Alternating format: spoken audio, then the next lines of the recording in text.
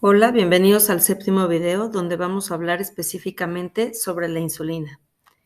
Bueno, recientemente cumplimos 100 años de poder contar con insulina como parte del tratamiento de la diabetes mellitus y este fármaco cambió la historia natural de la enfermedad, ¿no?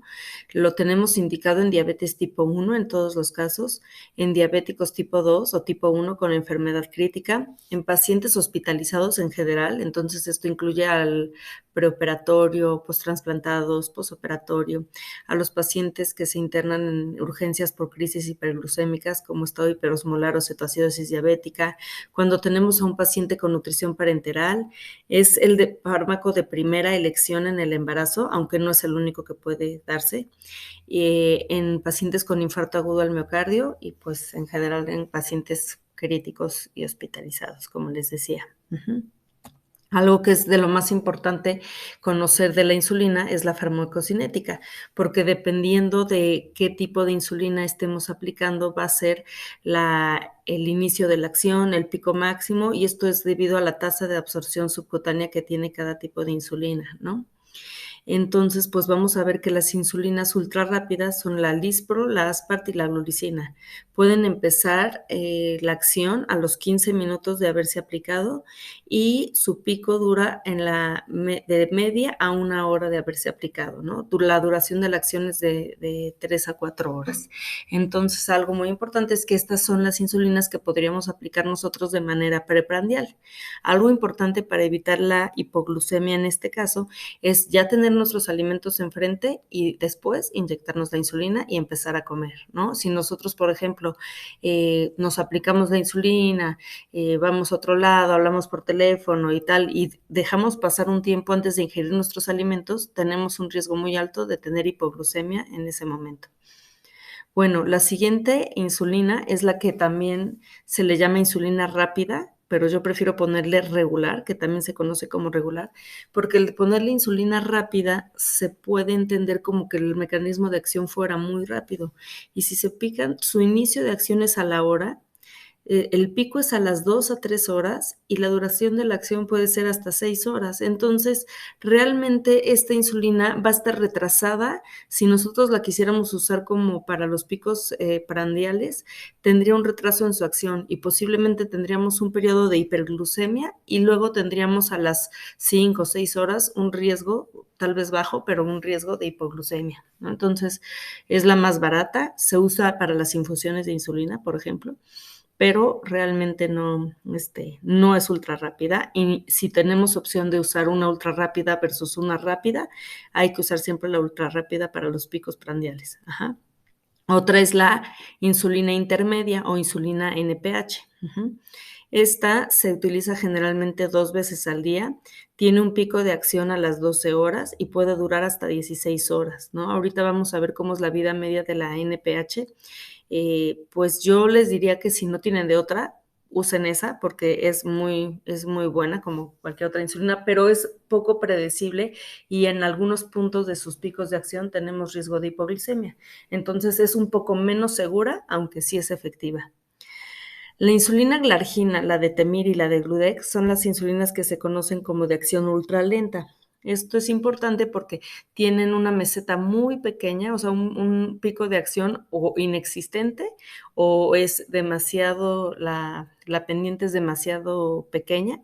Entonces tienen un riesgo bajísimo de hipoglucemia y pueden durar hasta 24 o más de 24 horas, ¿no? Entonces son insulinas que son mucho más estables, promueven muy bajo riesgo de hipoglucemia, por lo tanto, pues también son muy buenas, pero generalmente se usan únicamente para controlar la glucosa en ayuno. Bueno, aquí tenemos una gráfica que nos ejemplifica cuál es la secreción de insulina del páncreas en un paciente no diabético, en un paciente sano, inicia la alimentación y miren el pico que se hace, ¿no? No tenemos ninguna insulina que nos simule una acción igualita a la del páncreas, pero la más similar, si se fijan, son las ultra rápidas, ¿no? Tenemos un pico bastante rápido, no igualito que el del páncreas sano, pero pues bastante aceptable y casi inmediato después de comer. La insulina regular, fíjense, ya pasaron como 3 horas de que comió para que se generara el pico, ¿no? La NPH sí tiene un pico como a las 6 a 8 horas y puede durar hasta 16 horas. La ultralenta tiene una meseta muy pequeña y la glargina y la de Gludec pues prácticamente son muy estables, ¿no? La de Gludec puede incluso durar de 36 a 48 horas. Y aquí tenemos pues diferentes esquemas de insulina y diferentes ejemplos de cómo puede actuar la insulina. Estas partes sombreaditas en rosa son el pico de glucémico, ¿no? Y significa como el desayuno, la comida y la cena. En todos estos casos, la comida principal es la comida. Eso se asemeja un poco a la dieta del mexicano, ¿no? Donde se desayuna y se cena un poco más ligero y el principal consumo alimenticio es a la hora de la comida. Aunque pues esto podría variar y esto nos haría cambiar de esquema, ¿no? O sea, nosotros ahorita pues vamos a analizarlo así porque va a ser el esquema más frecuente que van a tener que indicar, ¿no? Entonces, bueno, si se fijan, aquí esta línea azul simula la glucosa y esta línea roja es la insulina endógena, ¿no? ¿Qué es lo que debería pasar? Que conforme hay picos de glucosa, haya picos parejos de insulina, ¿no? Este sería el comportamiento más fisiológico. Y ahora, pues, ¿qué quisiéramos simular nosotros? Pues lo más fisiológico, ¿no? Quisiéramos tener una insulina basal y un pico en cada prandio, ¿no? Aquí si se fijan, la combinación que se usó fue insulina NPH, que es esta y esta, azul, y se dieron 3 picos de insulina regular, yo creo que es regular, no creo que sea ultra rápida, antes de cada comida. Si se fijan, pues aquí va a controlar muy bien la glucemia, pero este pedacito tenemos riesgo de hipoglucemia. Y aquí en la noche, mucho más. Miren cómo tenemos aquí la cena y todo el pico de glucosa que sigue actuando aquí.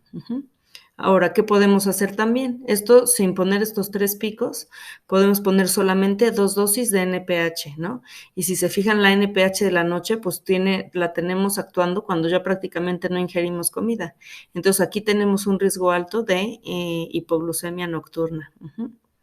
Luego, aquí que tenemos, tenemos una insulina de larga duración. Esta como tiene una pequeña meseta, lo más seguro es que sea una glargina. Y tenemos 3 picos que sí coinciden tal cual con los alimentos. Esta negra sí es una insulina ultra rápida, ¿no?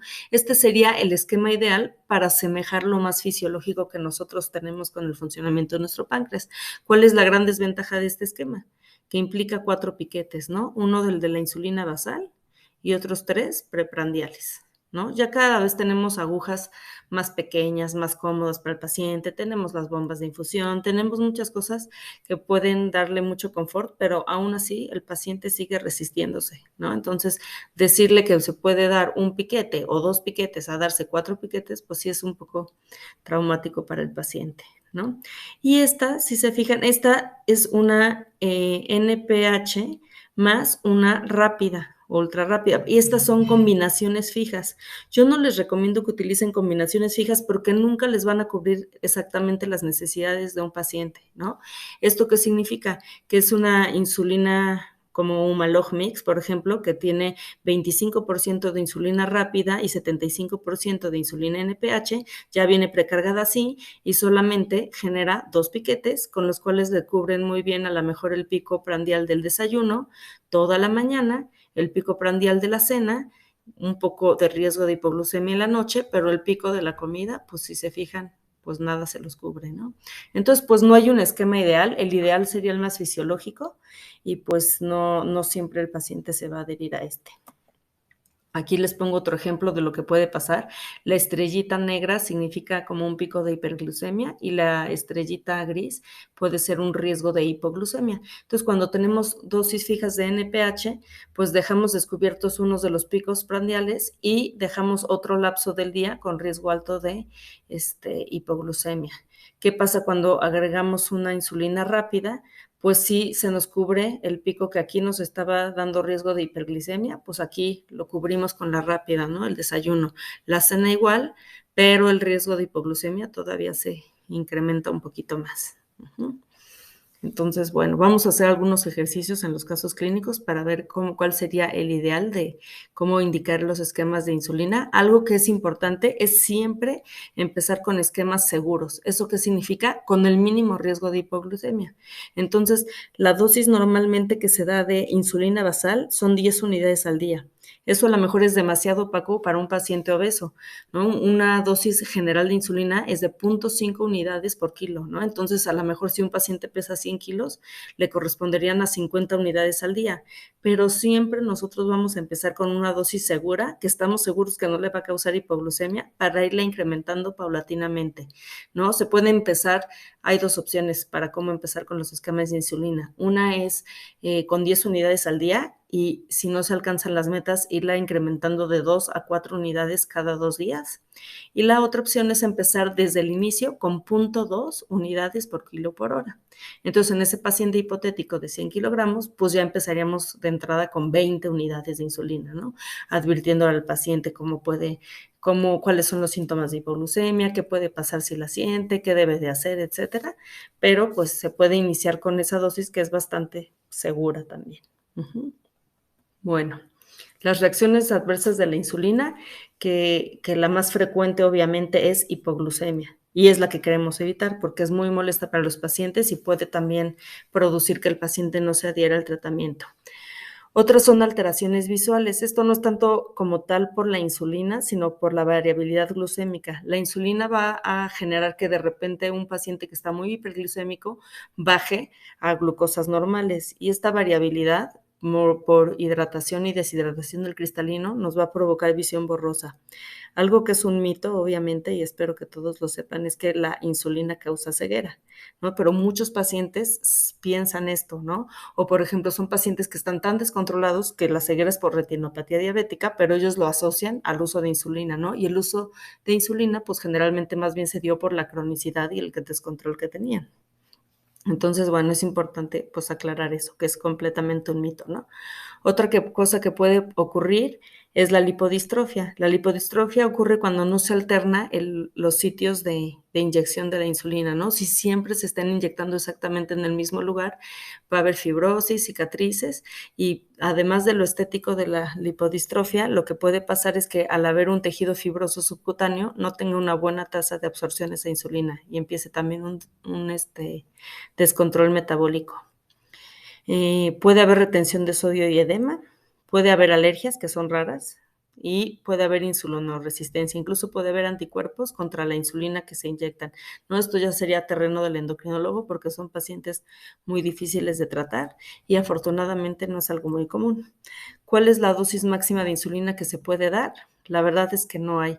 Hay pacientes súper resistentes a la insulina, con mucha obesidad o que aparte tienen a lo mejor una enfermedad crónica para lo que necesitan esteroides y eso todavía les descontrola más la glucosa y así, y pueden estar recibiendo 200 unidades al día, ¿no? Y solo con eso controlarse. Entonces, no hay una dosis máxima, pero pues lo ideal es siempre controlar al paciente con la mínima dosis requerida, ¿no? Por cuestión de costos y pues por cuestión de mejor control y mayor seguridad en cuanto a la hipoglucemia. Muchas gracias. Con este acabamos el video de la insulina y solamente nos queda por ver el riesgo cardiovascular y los hipolipemiantes.